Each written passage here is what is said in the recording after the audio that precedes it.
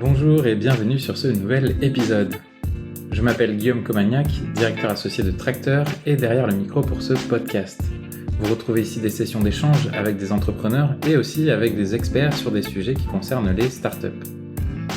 Aujourd'hui, je suis très content de vous proposer une entrevue avec Thibaut Renouf, un entrepreneur militant comme il se présente, qui a traduit son engagement en créant son entreprise nommée Arrivage. J'ai connu Thibaut au début de son lancement et j'avais envie de vous partager un échange avec lui car son parcours est intéressant à plusieurs égards. On parle ensemble beaucoup de l'impact que l'on peut avoir à travers l'entrepreneuriat, lui qui a aussi connu l'aventure startup qui lève plus d'1 million de dollars et qui a une croissance aussi spectaculaire que sa chute, a des retours d'expérience précieux à partager. Cet entretien est le début d'une série qui va m'amener à discuter avec des entrepreneurs un peu partout dans le monde. J'espère que cela vous plaira. J'attends vos retours avec impatience. Bref, assez parlé, maintenant place à cet échange. Je vous souhaite une bonne écoute. Salut Thibaut. Bonjour Guillaume. Et puis merci de répondre à mon invitation. Mon premier invité en mode tour du monde de la tech. Avec un premier arrêt et une escale là au Canada, en Amérique du Nord et plus principalement au Québec avec toi. Mais pour commencer, je vais te demander ce court exercice là que je fais en début de podcast depuis quelques temps. C'est un double pitch, donc à savoir nous présenter toi, qui tu es Thibaut, d'où tu viens, qui es-tu, et puis nous présenter rapidement ce que tu fais au quotidien, même si il est vrai que tu fais plein de trucs, t'as plusieurs casquettes. Bien, mais je me concentre. Merci déjà à toi pour l'invitation. C'est un honneur d'être ton premier invité étranger. Même si mon accent français me trahit peut-être un peu. Très dure question que se définir en 3 minutes là, mais écoute, regarde, moi je suis normand d'origine. J'ai quitté ma Normandie pour aller vivre au Québec il y a plus de 10 ans de ça, quand j'ai fini mes études, donc en école de commerce en fait, en Normandie, à l'école de management de Normandie. Ce qui m'a amené tout droit à Québec, la ville de Québec, pour l'Université de Laval, pour finir mes études en entrepreneuriat, parce que j'avais quand même déjà une petite intention derrière la tête de créer mon entreprise et puis de construire peut-être ce que je voulais faire de plus profond, de bâtir un monde meilleur en fait. On y reviendra peut-être. Avec, c'est ça, avec ces études qu'on terminait, comme beaucoup, on reste dans la ville où on se trouve ou dans le pays où on se trouve, et puis j'ai fait mes premiers pas de jeune professionnel à Montréal pour commencer dans une start-up qui s'appelait Provender à l'époque, qui mettait en relation les restaurants avec les agriculteurs. Une start-up qui avait levé un peu d'argent et puis qui s'est malheureusement très vite cassé les dents sur un marché qui n'était pas facile. Donc, écoute, suite à ça, moi j'ai décidé de repartir avec mon petit bâton de pèlerin et d'aller créer une solution alternative pour encore permettre aux agriculteurs de vendre leurs produits sur le marché B2B, puisqu'il n'y avait aucune solution, et en particulier au Québec, qui est un marché quand même culturellement différent sur le plan alimentaire. Donc j'ai créé quelque chose qui s'appelait Chef 514 à l'époque, qui est devenu Arrivage avec le temps. Donc voilà, et puis entre deux, écoute, il y a eu des petits accidents de parcours. J'ai créé un OSBL, une association, avec un chef que j'ai rencontré à l'époque de Provender, donc une association qui lutte contre le gaspillage alimentaire en détournant les marchandises invendues des supermarchés. La transformerie. Exactement, la transformerie. Et puis, 2-3 accidents de parcours. Quand on est entrepreneur militant, comme je le définis, on ne peut pas s'arrêter de créer, de trouver des solutions. Donc, des actions très concrètes en général pour apporter un peu de sens. Et puis, bizarrement, ça tourne toujours autour de la bouffe. Donc, je pense aussi que le facteur culturel est derrière tout ça.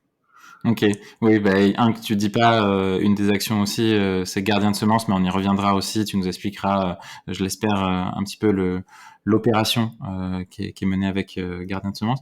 Dans ta présentation, tu dis deux choses. Au démarrage, tu dis construire et bâtir un monde meilleur. Moi, je voudrais juste savoir d'où ça devient cet engagement. Est-ce que il y a une sensibilisation, je sais pas, par ta famille, ou alors tu as eu un déclic lors d'une expérience, d'un voyage, quelque chose? Et c'est drôle, c'est une question qu'on se pose souvent et que j'ai l'impression qui de plus en plus taraude les gens, parce qu'on prend conscience, je pense, des limites que nos comportements de consommateurs peuvent avoir de façon générale. Mais écoute, si je dois retourner moi à mes origines et puis si je travaille un peu cette réflexion-là, la réponse que je trouve, c'est l'expérience d'une rivière polluée. Et en fait, une rivière qui te parle très probablement, qui s'appelle la Dordogne, où j'ai passé mon Évidemment. enfance. Et donc voilà, j'allais tous les étés en Dordogne, et puis les hasards de la vie m'ont mis avec une canne à pêche dans la main, et tous les étés, j'allais au lever de soleil pêcher dans la Dordogne. Et d'année en année, j'ai pas forcément remarqué la dégradation visuellement, mais un jour, j'ai été un participant d'une initiative qui était par un supermarché local, qui était d'aller nettoyer la rivière. En fait, on est descendu en canoë à la rivière pour récupérer et ramasser les déchets, et on a sorti de cette rivière-là des tonnes et des tonnes et des tonnes de déchets. Et là, je pense que c'est mon premier choc, mon premier souvenir en tout cas d'un choc environnemental, de se dire que cette rivière dans laquelle je me baignais, je passais mes étés, je pêchais, bah, elle était vraiment sale.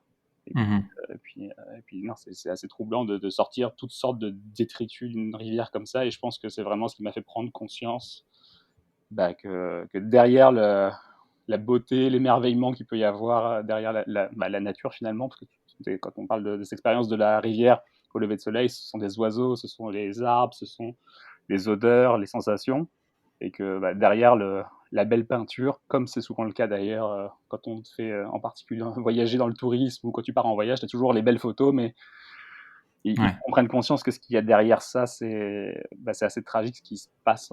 Et puis, regarder un peu de documentaires, et je pense que c'est la suite logique de tout ça, c'est que je me suis impliqué dans des associations, que j'ai regardé beaucoup de documentaires, que j'ai pris conscience. Et puis là, ça devient vite des problématiques sur problématiques, et une forme d'anxiété qui peut être liée à ça là, parce que quand tu regardes des documentaires en boucle, tu deviens assez anxieux. Donc finalement, j'ai trouvé ma façon de me sortir de cette anxiété qui était l'action, Mmh. de créer ou imaginer des solutions qui pouvaient résoudre une partie des problèmes, au moins à mon échelle. OK. Ah, beh, génial. Mais et du coup, c'est vrai que tu as orienté volontairement ensuite tes expériences plutôt là-dedans, ou en tout cas, tu t'es créé les environnements pour le faire. Provender, par exemple, dont tu en parlais, qui est aussi donc une étape importante, je pense, dans ton arrivée et ton développement là au Canada. Euh, la mission que propose Provender, elle est en partie assez proche de la mission que propose aujourd'hui Arrivage. Euh, Raconte-nous comment tu as atterri dans cette startup, et ensuite qu'est-ce que tu as vu, parce que moi je connais un petit peu l'histoire, mais le but c'est qu'on la partage ici sur ce podcast. Bah, je suis peut-être pas le mieux placé pour en parler, parce que moi j'ai commencé comme livreur chez Provender, et puis bon, de fil en aiguille, j'ai fini par m'occuper du marché montréalais. Mais bah, c'est un vaste sujet hein, déjà, ce genre de parcours. Et puis il y a tout un tas de paramètres dans le succès ou l'échec d'une entreprise qui peuvent pas être forcément résumés. Et puis c'est très personnel, et je laisserai les anciens fondateurs répondre à tes questions si on les retrouve. Non, non, en vrai, ils étaient trois, et certains étaient des personnes extraordinaires. Mais cette startup-là, elle avait levé 1,4 million Mhm. sur son parcours global. Sa solution, effectivement, c'était une technologie pour permettre aux agriculteurs de vendre à des restaurants. Et parmi les facteurs, bah, évidemment, il y a la maturité du marché. C'était il y a presque 10 ans maintenant, si on regarde en arrière. C'était peut-être encore un peu tôt, ça se peut. Niveau technologique, à l'époque, c'était pas forcément les mêmes solutions de développement qu'on peut avoir aujourd'hui, qui évitent d'avoir 10 développeurs, mais avec un ou deux, tu es capable de faire quand même des choses très intéressantes aujourd'hui. Donc il y avait un coût évidemment de développement de cette technologie-là qui était un facteur important. Et puis, bah, écoute, il y a vraiment, comme toujours, le facteur humain et Mhm. l'approche du marché. Donc, écoute, moi, mon jugement a posteriori, c'est que bah, un des humains peut faire beaucoup de parasitage, et que bah, ça a eu un effet néfaste sur l'entreprise. Écoute, c'est assez sensible comme sujet, on peut pas forcément parler Mhm. de ça directement et ouvertement, mais on se le fait dire aujourd'hui. Là. Quand un investisseur regarde derrière une entreprise, c'est souvent ça qu'il regarde. Et puis malheureusement, bah, les humains savent très bien mettre des masques, et puis faire comprendre ce qu'on veut comprendre. Et puis il faudrait quasiment que les investisseurs fassent pas que de la due diligence de l'entreprise, mais aussi des humains qui sont derrière. Et je sais pas si on pourrait recruter des psys pour à ce sujet. Peut-être que je devrais m'arrêter là. Ok, non, mais ce qui est intéressant, et je pense que ça nous fait une bonne transition avec la suite, c'est que quand on parle de cette expérience-là, quasiment instantanément, tu présentes en disant c'est une entreprise qui a levé rapidement 1,4 million. Et en fait, ça pose peut-être la question, et c'est peut-être quelque chose qui est très lié à l'Amérique du Nord, où il y a quand même peut-être plus de facilité à lever des fonds, historiquement, qu'en France. Le fait de lever très très rapidement beaucoup de fonds peut aussi, tu parlais de comportement humain, mais faire qu'on perd pied en fait et on n'a plus toute une maîtrise et ça nous aveugle peut-être sur certaines prises de décision. Donc je vais pas te demander de discuter sur eux, mais en fait toi le fait que tu aies vu ça, quand tu as dû ensuite partir ton entreprise et démarrer ton projet, le tien, tu t'es dit, ok, l'argent c'est peut-être pas forcément le meilleur carburant pour moi au démarrage. Est-ce que je peux un petit peu résumer ça comme ça? Ouais, bah, c'est les questions de l'argent n'est pas simple du tout et puis effectivement l'Amérique du Nord est peut-être plus facile, en termes d'accès aux capitaux que la France ou peut-être l'Europe en général, mais le Québec est quand même très français dans son approche du marché et notamment au niveau pre-seed. Il n'y a pas forcément beaucoup de capitaux disponibles. Donc, Mhm. on remarque qu'il y a beaucoup de capitaux aux étapes suivantes, mais très peu au pre-seed. Par contre, ce qui est en termes de logique, bah, personnellement, moi, j'appelais ça un traumatisme que j'avais vécu, là, finalement, cette startup pour laquelle j'avais tout donné. J'ai mouillé le maillot en bon français, et puis j'ai travaillé des heures, des jours, des nuits, et puis des mois sans être rémunéré, même parfois, parce qu'on était dans des intervalles à sec. Je l'ai fait d'abord parce que j'étais convaincu et que c'est ma raison d'être, ma passion qui est la bouffe, qui est l'agriculture raisonnée, propre et durable, finalement m'engager à titre personnel vis-à-vis des gens avec qui je travaillais. Mes utilisateurs de ma plateforme, c'était pas des chiffres pour moi, c'était vraiment des humains avec qui j'avais une relation. Donc éventuellement, ça c'est quelque chose qui est dur à traduire en start-up ou en capitaux quand tu parles avec des investisseurs. La question, c'est comment est-ce qu'on peut réconcilier justement cette sensibilité humaine qui peut y avoir derrière tes utilisateurs, parce que ce qu'on veut proposer avant tout, c'est une solution à un problème que vivent des gens, qui sont en l'occurrence les agriculteurs ou les artisans. Donc à l'époque, bah, c'est ça, c'était assez difficile. Et puis la raison première pour laquelle je suis resté, c'est que quand il n'y a plus d'argent pour payer les agriculteurs, les salariés, bah, il y a quand même une dette qui s'est accumulée. Et c'est ça que j'ai trouvé vraiment difficile à l'époque, c'était vraiment le fait que finalement, c'était les agriculteurs, en l'occurrence, qui étaient les prêteurs. Parce que ce capital, ce cash flow qui roulait, c'était les agriculteurs à qui la startup devait de l'argent. Et en Mhm. termes de modèle d'affaires, je trouve que l'éthique qui est derrière ça, même si évidemment sur le plan financier, mathématique et tout ce qu'on veut de rationnel, c'est le meilleur intérêt pour l'investisseur que d'avoir ce capital patient qui est éventuellement le 30 jours ou le 60 jours de paiement aux agriculteurs, parce qu'il faut pas oublier que l'argent éventuellement peut rentrer des acheteurs, mais que les vendeurs seront payés à terme. Donc ça, c'était vraiment dur et c'est la raison pour laquelle je suis resté, parce que je m'estimais redevable ou en tout cas devoir assurer le paiement des gens pour qui j'avais demandé de livrer ou Mhm. virtuellement demandé à travers une plateforme là, mais d'aller livrer ces marchandises, ces produits qui étaient sortis de la terre, qui avaient été cultivés, qui avaient été le fruit du travail, avaient été acheminés et il était normal de les payer. Et donc c'est vraiment ce qui m'a fait tenir. Et après ça, bon, finalement, on s'en est bien sorti parce que l'entreprise a redémarré malgré tout, notamment en étendant sur le marché américain et en accédant aux capitaux américains qui venaient avec, avant de refaire les mêmes erreurs. Donc, Ok. je ne vais pas rentrer en détail, mais cette fois-ci, on l'avait vu venir et puis on avait préparé les, les, les alertes et les metrics qui nous permettaient de dire qu'on était capable d'agir avant qu'il soit trop tard. Et donc malheureusement, il a été trop tard un jour et puis on a pris les décisions nécessaires, notamment de quitter. Et puis l'entreprise est morte de sa belle mort quelques mois après. Ok. Ouais. Mais malgré le fait que ben, l'entreprise était morte, toi, par contre, la mission et la flamme qui s'était allumée sur ce sujet-là, t'as jamais quitté. Et du coup, t'avais ce truc en tête de dire, faut pas que je reste immobile. L'idée, elle est quand même bonne de ramener. C'était souvent ton slogan. Alors, je sais pas s'il est toujours le cas, mais de la fourche à la fourchette, de faire plus de liens entre les agriculteurs et les gens qui consomment leurs produits. Et il s'est passé quoi comme process entre le moment où il y a eu le fail avec Provender, qui du coup tu te dis ben si ça fail, c'est peut-être que ça marche pas, et le moment où tu te dis mais en fait si ça peut marcher, mais ça peut marcher autrement avec. J'aimerais t'entendre là-dessus. Ben, tu sais, on dit souvent que c'est pas toi qui choisis le projet, mais c'est le projet qui te choisit. En l'occurrence, bah, c'est ça. Là, c'était plus fort que moi. Tu sais, mon cerveau, mon rationnel disait qu'il fallait que je me trouve un emploi et que je commence à gagner de l'argent et gagner ma vie, et notamment après des études en école de commerce. tout ce que ça peut vouloir dire en termes de dépenses.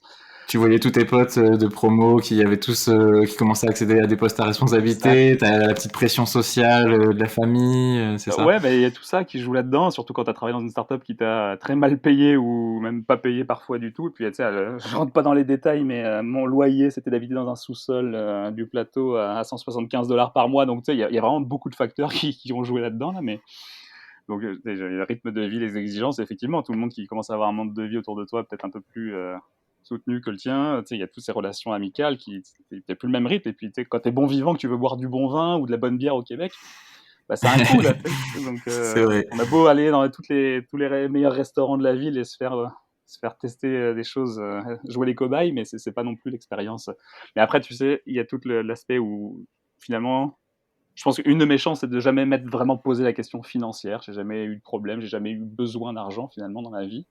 Je viens de loin, pas d'une famille riche ou quoi, mais Mais t'as un mode de vie assez aussi minimaliste, c'est ça? exact. Et puis donc bon, il y a eu tout ça, mais finalement pour répondre à ta question qui est comment ça a dérivé sur une nouvelle entreprise, bah, l'intention n'était pas là. L'intention c'était vraiment de me trouver un emploi, de prendre des vacances aussi parce que ça avait été épuisant cette période d'entreprise à sauver, qui avait duré quand même 1 an et demi. Et finalement, le jour où je suis rentré au Québec après un peu de vacances au soleil, je me suis retrouvé avec mon téléphone qui sonnait. Les agriculteurs qui voulaient savoir à qui vendre et les chefs qui voulaient savoir à qui acheter.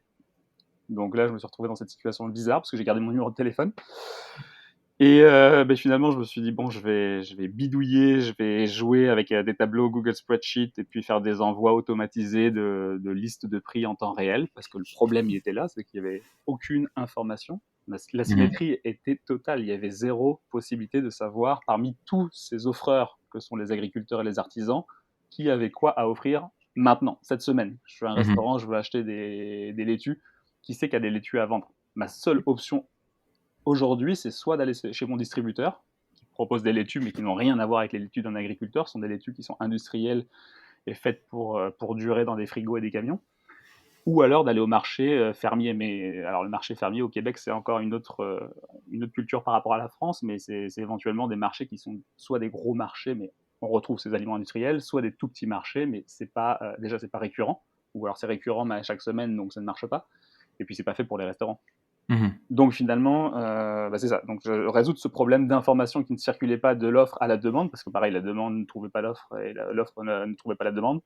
Enfin, il te trouvait toi, quoi, au milieu, Bah, à chaque fois. j'étais l'alternative. Et puis bon, en plus, il y a une autre start-up qui existait à l'époque qui s'appelait Société Orignal, qui faisait un très beau boulot de distributeur spécialisé. C'est encore un autre métier qui était vraiment purement de la distribution, dans le sens où il y a de la marchandise qui est achetée, qui est revendue, mais qui s'était spécialisé justement sur les produits de qualité en direct des agriculteurs et qui a fait faillite au même moment que Provender. Donc là, d'un Ok. coup, les restaurants se sont retrouvés sans solution pour ce type de produit, pour ce niveau de qualité-là, Mhm. et que seuls les agriculteurs, encore une fois, peuvent fournir. Donc c'est là Donc que toi, dans ton sous-sol, là, avec tous tes appels sur ton téléphone, tu commences, tu nous le dis là, à faire des spreadsheets, donc utiliser des tableurs Google, et tu références les agriculteurs, c'est ça? Moi, c'est à ce moment-là, je crois, à peu près un peu après que je t'ai rencontré, et je me souviens, j'ai été retrouver le mail, c'est en 2017, archive. quand on s'est vu pour la première fois, et ensuite que tu es venu chez Tracteur et que tu nous as fait la démo de ton produit. Et à l'époque, on était déjà assez loin de l'avènement des outils no-code ou low-tech. Enfin, ça commençait à monter. Euh, mais toi, tu nous avais monté un prototype au final avec plein de connecteurs. Et c'était assez bluffant, honnêtement, pour quelqu'un qui n'avait pas du tout un profil technique. Tu l'as dit, toi, tu as fait une école de commerce. Du coup, est-ce que tu peux nous expliquer la philosophie qu'il y avait derrière et comment t'en es venu à faire ça, quoi? Est-ce que pareil, ça a été naturel? Est-ce que Alors j'ai pris une grosse claque. C'est la vraie histoire. Non, mais alors avant le prototype, il y avait un pré-prototype ou un prétotype, comme on dit maintenant, qui était donc ces spreadsheets qui atterrissaient finalement dans un grand tableau moi j'allais chercher pour envoyer en copier-coller à toute cette base de données de chef là finalement. Et puis le jour où un chef m'a dit mais ok c'est bien ton truc mais c'est pas pratique. Il faut que je puisse commander, il faut que je puisse cliquer, faut que j'ai des photos, et donc là a commencé le doute, après 6 mois de travail intense sur ça, là, c'est le doute, s'est immiscé. Et bah, c'est là que j'ai découvert des solutions et que j'ai tout retourné, tout ce qui pouvait exister. Comme tu dis, j'ai aucune compétence en développement web, même si de plus en plus je commence à comprendre le jargon. Mais donc c'est ça, j'ai trouvé des outils qui venaient permettre de gérer avec mon niveau de compétence, et puis qui était une capacité d'apprentissage, mais qui était toujours hors code. Et finalement des solutions qui te permettaient de jouer déjà dans Google Spreadsheet, tu as quand même beaucoup d'options et de solutions. Et finalement, j'ai trouvé des outils qui te permettent de faire des applications à partir de Spreadsheet. Alors, c'était tout nouveau, comme tu dis, j'ai l'impression que ça s'est démocratisé. Et puis d'ailleurs, je pense que c'est Google qui a acheté la solution qu'on utilisait à l'époque. Ouais, c'était AppSheet, non? Exact, ouais. Ouais. AppSheet. Et Je mettrai les liens quand même dans les notes du podcast pour que les gens aillent voir ça. Pour ceux qui aimeraient bidouiller, je pense que ça reste toujours une solution hyper intéressante. j'ai pris tellement de plaisir. En fait, je pense que ça, c'est je sais pas si c'est une conclusion, mais un des apprentissages, c'est que c'était vraiment la période la plus excitante, finalement, de trouver les solutions et d'apprendre encore, en fait, finalement, de retourner à apprendre et à bidouiller, parce que les intégrations, bon, tu mets un peu de Zapier là-dedans. À l'époque, il y avait un défi qui était finalement de faire communiquer toutes ces feuilles spreadsheet les unes aux autres. Mais donc, je me heurtais tout le temps à des barrières. Et c'était le défi de surmonter cette barrière-là, c'était ça qui était excitant.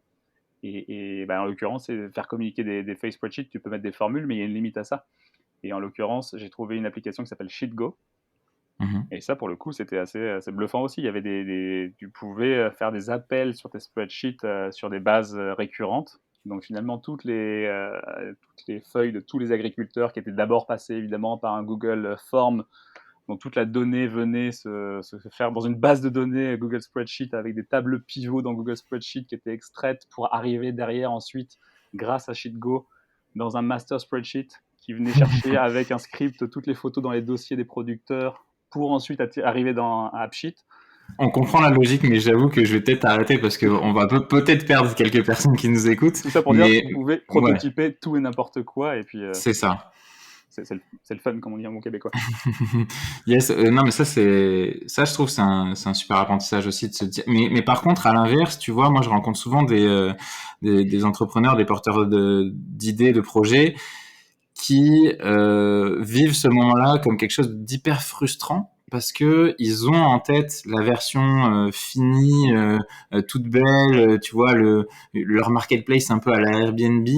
Et du coup, la version prototype, un peu du garage là, ben ça leur plaît pas et ils se disent ouais, mais mes clients ils vont pas aimer, ils veulent se connecter, ils veulent le formulaire de paiement, ils veulent ceci, ils veulent cela. Dur. Comment tu fais pour toi te détacher de ces attentes-là et pouvoir quand même te lancer en fait?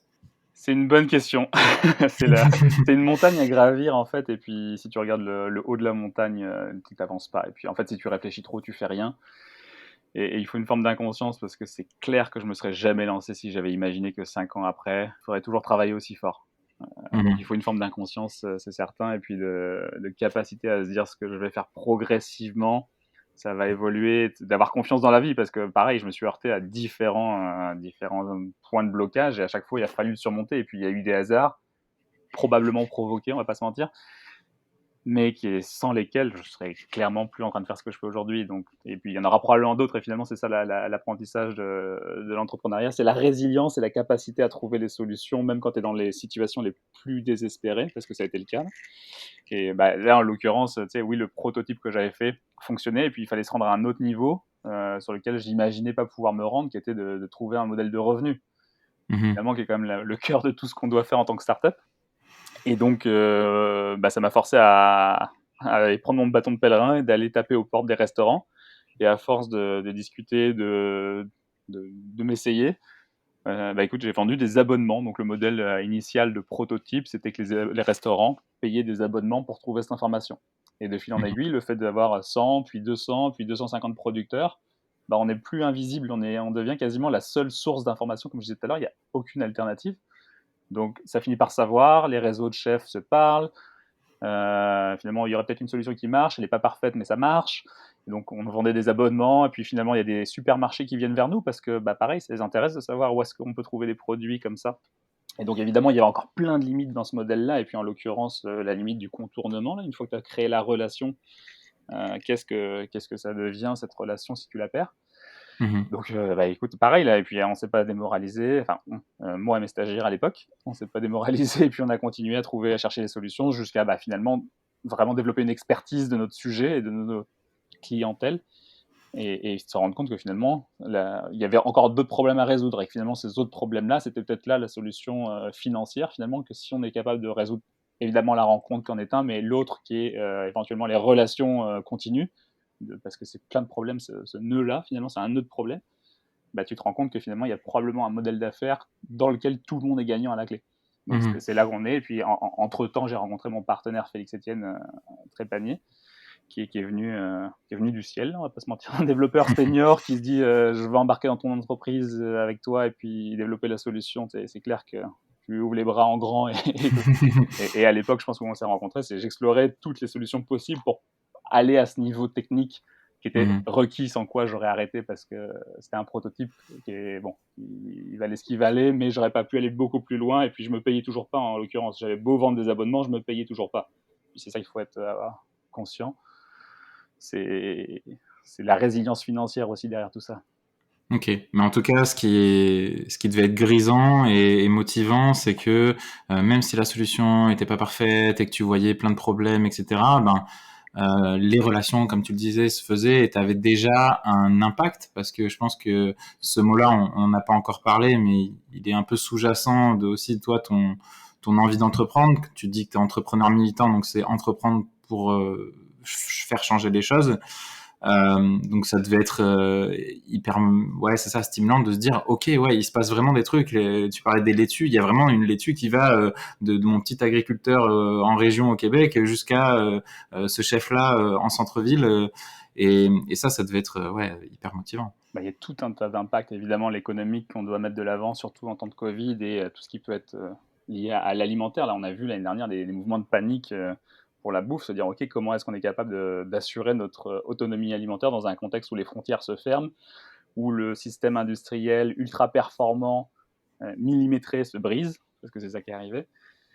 Et donc là, on se rend compte que finalement, toute cette diversité de producteurs, bah, c'est une source de résilience incroyable si on est capable de les amener jusqu'au marché, que ce soit Mhm. plus, parce qu'aujourd'hui, ils sont dans une forme de proximité idéale, mais elle a des limites.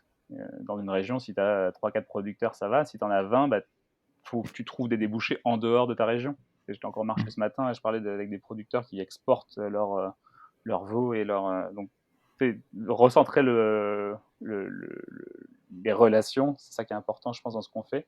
Et l'impact, il est derrière, parce que chaque dollar que tu mets dans ta salade, pour garder l'exemple, bah, ça va directement dans la poche d'une PME, d'une entreprise dans la région qui, elle, en plus, va redépenser probablement dans sa région, pour que ce soit ses intrants, pour que ce soit l'école de ses enfants, ses impôts, tout ça en fait. Et puis l'impact économique, il est évalué à 2,19 comme effet multiplicateur, c'est-à-dire que quand tu dépenses 1 dollar localement, ben, dans la région, tu bénéficies de 2,19 dollars. Mhm. Parce Ok. que l'argent se multiplie, et se multiplie localement, comparativement à si tu achètes une laitue qui a été importée de l'Ontario pour rester à Montréal, ou même du Mexique ou de Californie. Bah, cet argent-là, qui est le producteur derrière, où va le capital qui est investi, et puis si tu regardes bien, en général, quand ce sont des hommes d'affaires en costume cravate qui te nourrissent, l'argent reste pas dans ta communauté. Et donc ça, c'est symbolique. Mais après, bon, tu as tout un tas d'impacts qui, et en premier lieu environnementaux, qui sont plus difficiles à mesurer, parce que tu as tout un tas de polémiques, de modes de production différents. C'est très difficile à évaluer, parce qu'on est persuadé qu'une PME a un impact beaucoup plus bénéfique sur son environnement, rien que par ses modes de production et l'usage des intrants et le respect des sols, et donc des cours d'eau, et tout ce que tu peux avoir en termes de biodiversité. Parce que moi, mon idéal, ce serait qu'on soit capable de mesurer la croissance des arbres et des oiseaux sur une surface agricole. Si on était capable d'avoir ce matrix-là C'est beau. dans notre application, ce serait le fun, parce que bah, tu aurais clairement et un impact environnemental mesurable, ce qui n'est pas le cas aujourd'hui. Il faudrait quasiment compter les fourmis sur ton territoire. Mais je dis ça Ouais. un peu avec ironie, mais on a des producteurs qui font ça, et puis on a même des producteurs qui se sont lancés il y a 20 ans, alors qu'ils étaient fous à l'époque, de reboiser des sols, de remettre des espèces endémiques, de refaire des choses comme ça, et qui 20 ans plus tard se retrouvent à être le lieu de mesure pour les scientifiques des universités, parce que la biodiversité est revenue sur leur terrain alors que c'était des productions intensives avant. Ouais, ça fait plaisir de t'entendre dire ça parce que c'est vrai que tu le disais, il peut y avoir une forme d'anxiété à écouter tous les chiffres alarmants, etc. Mais ce qui est beau aussi dans les écosystèmes, dans la nature aussi, c'est que là, on dévie totalement du sujet startup, mais même si la résilience, ça reste un sujet commun, la nature, elle est résiliente aussi, c'est-à-dire que ça peut vite reprendre, les écosystèmes peuvent vite se reformer, donc il y a de l'espoir aussi là-dessus. Et juste pour ce sujet d'impact et de mesure, est-ce que vous, en startup, on connaît les KPI et les indicateurs classiques de taux d'inscription, de churn, etc. Ça, c'est très startup, mais est-ce qu'il y a des indicateurs un peu plus liés à l'impact que vous essayez, alors peut-être pas de mesurer, mais ouais, de mettre en place ou de regarder? On explore. C'est encore une question ouverte. On sait il faudrait avoir c'est pour ça que je te parle du nombre d'oiseaux ou d'arbres là, c'est qu'on est tellement loin d'avoir des impacts, une mesurabilité de l'impact, c'est à part économique encore une fois, mais on a du mal à entrevoir on peut extrapoler des chiffres. On peut se dire que par rapport au volume d'affaires d'une PME, l'accroissement de ton revenu et donc le détournement éventuellement de cet argent qui aurait été dans l'industrie sinon, et on peut tout faire dire ce qu'on veut aux chiffres. Aujourd'hui, Mhm. mesurer l'impact très concret sur l'environnement en l'occurrence, il est très dur à trouver. Ouais. Ouais. En tout cas, ce qu'on peut dire et en t'entendant, c'est que la notion de business et d'innovation, elle est pleinement associable à une notion d'impact, qu'elle soit environnementale, sociale, et c'est pas des sujets qu'on doit opposer. Et au contraire, il y a du sens qui peut être trouvé dans chaque nouveau business qui peut être créé. Ouais, on l'espère, et puis c'est la raison d'être qu'on porte tous les jours, donc on dira pas le contraire, mais après, il y a aucune cause qui est gagnée, tu sais, en tant que start-up, et puis je le sais que trop bien, c'est on est fragile, et puis du jour au lendemain, on peut avoir disparu, comme on peut avoir explosé et être partout. Ça prend de la volonté et du combat, là. J'avoue que oui, il y a des startups qui nous inspirent autour de nous, là, heureusement, parce que je pense qu'aujourd'hui, ce qui nous motive dans notre génération d'entrepreneurs, c'est pas de devenir riche et d'acheter une île au milieu des Caraïbes, là. C'est d'avoir du sens dans ce qu'on fait au quotidien, servir d'autres humains, et puis te dire, OK, on est capable de vivre de ça. Hmm. Ouais, écoute, c'est hyper agréable de t'entendre dire ces mots-là. Enfin, moi, ça me parle beaucoup aussi, donc je te remercie pour ça. Et du coup, c'est vrai que on parlait de ta façon de prototyper. Là, tu parles du modèle startup qui peut être fragile, c'est-à-dire s'écroule à tout moment ou explose à tout moment. Toi, au démarrage, tu parlais un peu de slow up. Explique-nous un peu la différence startup slow up, ou en tout cas que toi, tu prônais avec le début du développement d'Arrivage. C'est marrant, hein, parce que j'ai sorti ça à une journaliste du journal Les Affaires il y a quelques années, et ça me suit partout. Désolé de te l'imposer, mais en fait, Non, c'est très bien. honnêtement, hein, Mais je trouve que c'est hyper intéressant que tu aies sorti ce mot-là, quoi. ouais, je pense que c'était par nécessité, nécessité plus qu'autre chose, et puis tu sais, en fait, le terme, il vient tout simplement du modèle slow food, qui a dérivé d'ailleurs en slow money, slow plein de choses là, mais le slow up, je pense pas qu'il ait existé avant que je le prononce, mais si c'est le cas, je déposerai pas de brevet, allez-y. Non, mais la philosophie, je pense, qui était celle du capital qui est lié à l'entrepreneuriat. Et c'est un gros sujet. Et comme je te dis, ça fait 5 ans que je me suis lancé à mon propre compte. Et que finalement, je n'avais pas d'illusion sur le fait que la rentabilité, ce serait pas au coin de la rue.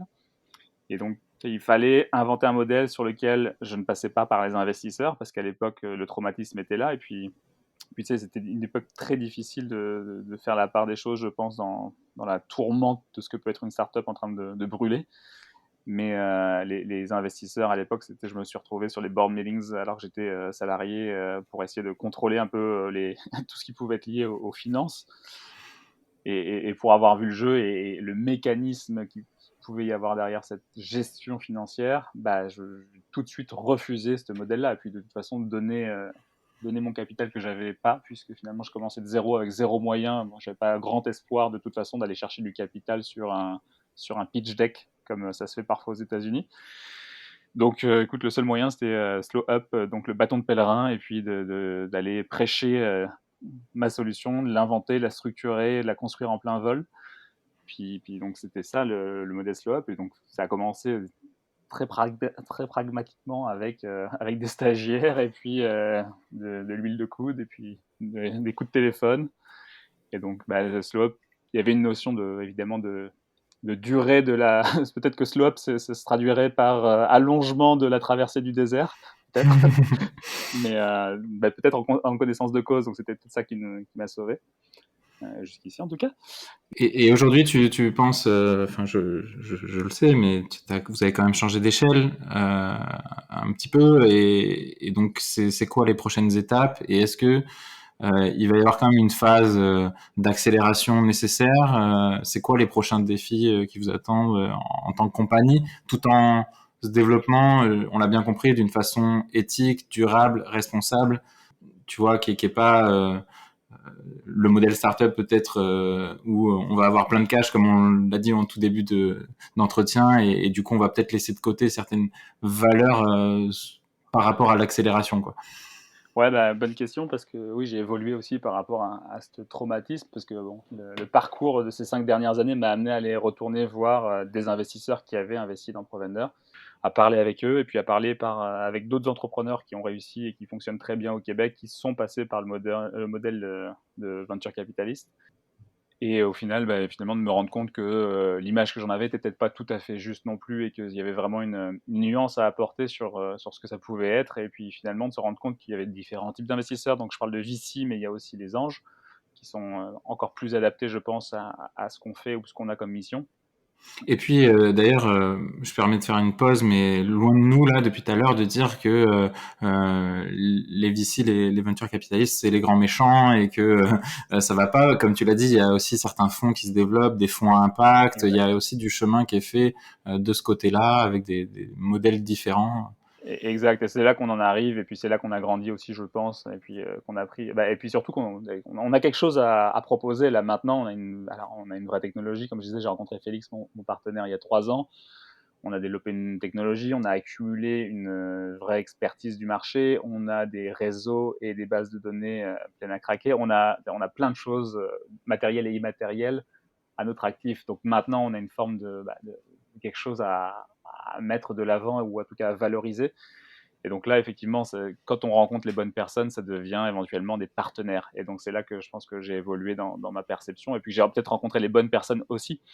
Mais donc là, on parle effectivement avec des anges, et puis même des VC d'ailleurs, qui se posent la question de l'impact, comme tu l'as mentionné, qui commencent à se dire que maintenant les capitaux, il faut les verdir un peu éventuellement quand c'est pour certains, mais aussi pour certains qui veulent vraiment et sincèrement donner du sens à leur capital. Donc, on apparaît comme un partenaire de choix pour eux, et puis c'est réciproque. Donc, à ce stade-ci, nous, le but, effectivement, c'est de lancer à plus grande échelle. Donc, on a une vraie technologie, on a encore des apprentissages à faire, mais on est capable de se déployer assez largement, et ça prend du capital. Donc là, à cette étape-ci, on parle avec des anges pour une première ronde dans les prochaines semaines. Et donc voilà, donc on est ouvert, et puis on est content de parler avec eux finalement. On n'y va pas en reculant en se disant que ça ne nous intéresse pas leur argent. Au contraire, en fait, on se dit que grâce à ces partenariats, on aura plus d'impact. Donc c'est toujours un dilemme en tant qu'entrepreneur de dire, est-ce que je donne du capital de mon entreprise, mais la conclusion, c'est qu'il faut du capital pour faire tourner ton entreprise. En l'occurrence, nous, c'est pas pour aller avoir trop de capital et ne pas savoir quoi en faire, c'est pour s'entourer des bonnes personnes, faire les bons choix technologiques, faire les bons choix en termes de développement de marché. Donc on a besoin de ces capitaux, et ces investisseurs-là, je pense, sont contents d'avoir des entreprises qui ont du sens aussi. Ok, très clair. Et donc la vision à très long terme là pour Arrivage, c'est quoi? Tu te vois où dans 3, 4, 5 ans, presque, quand tu auras fait x2 sur l'existence de la compagnie, j'ai envie de dire. C'est quoi? C'est le but, c'est d'exporter ce savoir-faire, cette technologie qui est présente aujourd'hui beaucoup au Québec, mais qui pourrait aller dans d'autres provinces, qui pourrait aller, pourquoi pas, venir ici en France. C'est quoi? Joker. Non, non, en vrai, c'est difficile à dire. Faut signer un NDA, hein, voilà. Non, non, t'inquiète pas, mais c'est juste que ben, on sait à quel point on avance dans une forme. On a un plan de match, on a un plan stratégique, on a tout ce qu'on veut. Mais ça évolue tellement vite, et en particulier depuis un an, là, de ce qu'on voit avec la Covid et la prise de conscience, et on se rend compte, nous, que finalement, on résout pas uniquement le problème des agriculteurs et des restaurateurs ou des supermarchés, on résout aussi des problèmes au gouvernement, qui d'ailleurs Mhm. nous a financé en partie l'année dernière. On a reçu une subvention du ministère de l'Agriculture, ce qui est aussi une forme de reconnaissance de notre travail et puis d'approbation officielle, c'est quand même intéressant. Et de plus Mhm. en plus, on se rend compte qu'on résout un problème citoyen, là, si on veut, de mieux manger, de manger plus localement, et on résout un problème à des territoires. Et donc finalement, ce que je veux dire par là, c'est que potentiellement, notre développement pourrait être guidé par ce genre de partenariat. Ok. Donc on a une solution très concrète, déployable assez rapidement sur n'importe quel territoire. Nous, on ne touche pas la marchandise, on permet les échanges directs entre un fournisseur et un acheteur. Donc finalement, on a une porte ouverte assez large sur un territoire qui comprendra évidemment une masse critique d'utilisateurs, ce qui est notre première condition pour, pour embarquer sur un développement. Évidemment, la tâche d'huile est la première dans notre modèle, puisqu'on est sur un modèle où finalement un vendeur, un producteur, un agriculteur qui se trouve entre Ottawa et Montréal va pouvoir livrer aussi bien Montréal qu'Ottawa. Mhm. Et puis que quand puisqu'on ouvre Ottawa et qu'on a des producteurs qui sont de l'autre côté de la ville, Tâche d'Huile va livrer d'autres villes en périphérie. Et notre modèle repose vraiment sur la cartographie des producteurs, des vendeurs. Donc, Tâche d'Huile est évidemment le modèle par essence, et puis on peut l'accélérer facilement avec ce genre de partenariats régionaux. Mais potentiellement, on pourrait prendre l'avion si un territoire s'intéressait à vouloir accélérer ces circuits courts B2B. Bah, c'est tout ce que je vous souhaite en tout cas. On va bientôt conclure parce que au final le temps passe vite et merci déjà de nous donner de ton Et vous? temps. Jusque-là hyper précieux. J'aurais encore tellement d'autres questions à te poser. On fera un épisode 2. Est-ce que ouais voilà, ben, je l'espère. Honnêtement, j'aimerais quand même faire la lumière sur deux autres projets que tu portes. Donc si tu peux très rapidement nous parler de l'opération Gardien de Semences que je pense aurait beaucoup de sens d'être déployé ailleurs. Voilà, si des gens nous entendent en France, je pense que vous serez heureux que ce genre d'action arrive jusqu'ici. Raconte-nous un petit peu cette opération. Alors tu sais, ça n'existe pas en France, mais je me suis beaucoup inspiré de ce qui se fait en France. Et puis, étant français, j'ai gardé un lien très fort et un lien affectif par rapport à l'alimentation française. Et finalement, il se passe quelque chose d'assez intéressant depuis 20-25 ans en France, parce qu'il y a des militants, parce qu'il y a des entreprises semencières, en l'occurrence, qui se battent pour la biodiversité, qui sont des résistants, même parfois illégaux, face à la loi, Mhm. en termes de semences et de droit de vendre des semences. Donc c'est tout un pan sur lequel je ne vais pas rentrer. Il y a des défis, et le premier, c'est celui de la biodiversité. C'est le chiffre de la FAO, qui est probablement un chiffre à minima, puisque c'est un chiffre officiel. 75% de la biodiversité alimentaire a disparu en 75 ans. Ouais, Donc, ça fait pas trop plaisir à entendre. dans ça, nous, dans nos pitchs, on part toujours de la tomate, parce qu'il y a il y a un affectif à la tomate de ta grand-mère. Tout le monde sait ce que ça goûte, une tomate, une vraie tomate, une vraie bonne tomate. Malheureusement, et puis c'est d'autant plus vrai en Amérique du Nord, tu n'as jamais cette tomate-là dans un supermarché. Un Mhm. restaurant, ça revient à la problématique qu'on résout avec Arrivage, ne peut pas trouver ce produit-là, qui est la tomate ancestrale, cultivée dans de la terre, et pas des semences hybrides qui sont industrielles. Donc finalement, il y a un enjeu d'accessibilité à ces semences, mais il y a de préservation surtout des semences. Et donc là, il y a des très bons ouvrages en France, notamment un qui s'appelle Les semences en question, que je vous invite à lire si le sujet vous intéresse. Mais donc en l'occurrence, au Québec, il y a quelques semenciers artisanaux, mais qui sont loin d'être ce qu'on peut avoir en France en termes de structure, de réseau de semenciers. Donc, en partant de ces gens-là qui sont naturellement dans notre périphérie en tant qu'entreprise alimentaire, parce que ce qu'elles font finalement, c'est une variété, tu as un catalogue de bonbons quasiment de variétés qui pourraient être cultivées, mais qui ne le sont pas parce que ce qu'on recherche aujourd'hui en tant qu'entreprise agricole, que maraîcher, c'est comme tout le monde, c'est la rentabilité ou en tout cas la performance ou la sécurité. Tu recherches des facteurs assez pragmatiques dans ton modèle de production. Et donc, ce qu'on a voulu faire, c'était un peu briser cette exigence de rentabilité, de performance pour venir proposer de cultiver ces semences-là, des catalogues des semenciers artisanaux, avec une forme de relâchement par rapport à la pression que pourrait être le fait que ça marche, que ça marche pas, que ta semence, il y a un échec de production, qui est moins de volume, qui est tout ça. Donc, ce qu'on a proposé, c'était finalement à nos chefs et puis même à nos épiciers de parrainer une semence, d'en choisir une parmi le catalogue qu'on a formé avec tous ces semenciers. Et nous, on s'est chargé ensuite de créer un lien avec un maraîcher qui cultivait sur mesure cette semence-là, sachant que l'acheteur s'engageait à prendre à la fin les produits qui sortaient de la semence. Donc, on a fait ces maillages-là donc sur une cinquantaine de duos, même de trios si tu comptes le semencier dans l'opération. Donc, tu avais le chef, le maraîcher et le semencier, et tous les trois avaient une semence à représenter finalement, à mettre en avant. Et l'idée de ça, c'est que finalement, c'est que ça rentre plus dans ton coût d'approvisionnement de matière, ça rentre dans ton marketing quasiment. De dire, OK, on va pouvoir en parler, on va partir de l'état d'une ligne sur un catalogue qui va se transformer en semence dans un champ, qui va se transformer en plante, qui va se transformer en plat. Et donc, tu as tout un narratif autour de ça qui est extraordinaire, qui est finalement l'association du chef et de l'agriculteur, qui paraît logique, mais qu'on voit assez rarement finalement. Et donc, ça donne des résultats magnifiques, des variétés qu'on ne connaît pas ou qu'on ne connaît plus, qui sont mises en culture parce que l'essentiel des semences, c'est qu'elles soient mises en culture. Ce n'est pas qu'elles soient mises dans des banques souterraines dans le Grand Nord. Ça n'a aucun intérêt. Donc, la meilleure façon de les préserver, c'est de les manger et de les cultiver. Donc, voilà ce qui est gardien de semences. Génial. Bah, j'invite vraiment tous les gens qui nous écouteront et qui nous auront écoutés jusqu'ici d'aller découvrir ça. Et puis l'autre projet que l'on a mentionné et que je vais pas te demander de présenter, mais qui est la transformerie.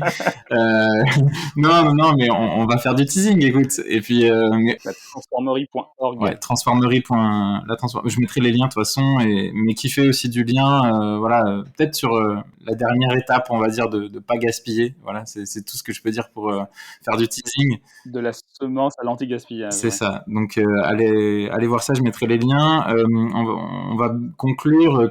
Une des dernières questions aussi que je voulais te poser, vu que je fais une série un peu sur entreprendre ailleurs que en France en tout cas et au Canada. Qu'est-ce que tu aurais à dire sur l'écosystème québécois, montréalais que tu connais, voilà, qui pourrait être intéressant pour nous à nous partager peut-être des spécificités que toi tu trouves sur cet écosystème startup entrepreneurial là-bas?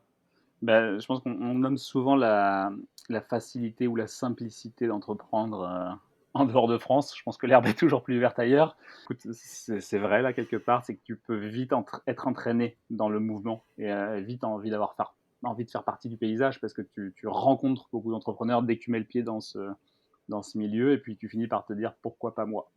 Et ça, je trouve ça vraiment essentiel à la communauté. Je pense que j'aurais jamais créé de startup si j'étais pas passé par ce genre de coworking ou de culture de start-up, d'événements. Le fait que finalement tout le monde dans un événement soit entrepreneur, tu finis par dire moi aussi je vais être entrepreneur. Moi aussi je peux faire quelque chose. Et puis finalement tu te sens faire partie d'une communauté. Top. Et à quelqu'un qui aurait une âme un peu plus de militant, on va dire, parce que parfois on oppose le côté militant, écologique, impact, etc., avec le côté entrepreneurial, business. Il y a souvent je trouve en tout cas moi c'est ma perception, hein, mais on crée ces deux mondes en opposition. Qu'est-ce que tu dirais pour réconcilier tout ça? Je pense que c'est vraiment très personnel comme démarche et que on parle de plus en plus de l'ikigai, le terme japonais si je me trompe pas, Ouais. qui est de rassembler ses compétences, ses passions et puis je sais même plus quel est le troisième. Ces valeurs, ouais, il me Ouais, c'est semble. ça. Mais au final, si je repars de moi-même, qu'est-ce que j'ai comme aspiration dans la vie, à quoi je veux servir, qu'est-ce que je veux penser sur mon lit de mort là. Je pense que finalement la structure juridique de la startup Inc. ou de l'association OSBL au Québec, je pense que c'est juste un moyen, c'est pas forcément ça te différencie pas. Tu peux être une association très tournée vers l'argent, et tu peux être un OSBL, une Inc. Qui fait ça par pure conviction et par pure passion. Donc c'est difficile. Tu sais, la Transformerie est un OSBL. On s'est posé la question au début de quel statut lui donner.